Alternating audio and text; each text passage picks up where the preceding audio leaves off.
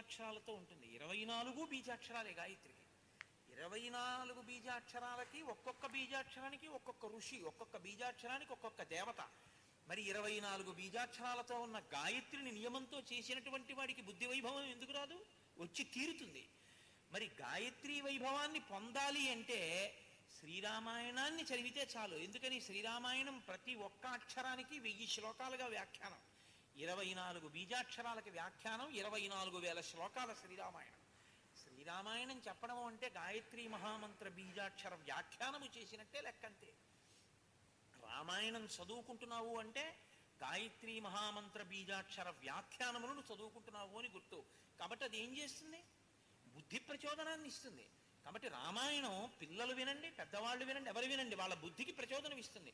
ఒక గొప్ప మార్పు తీసుకొస్తుంది. అది బుద్ధి మీద పనిచేసేటటువంటి ఒక గొప్ప శక్తి కలిగినటువంటి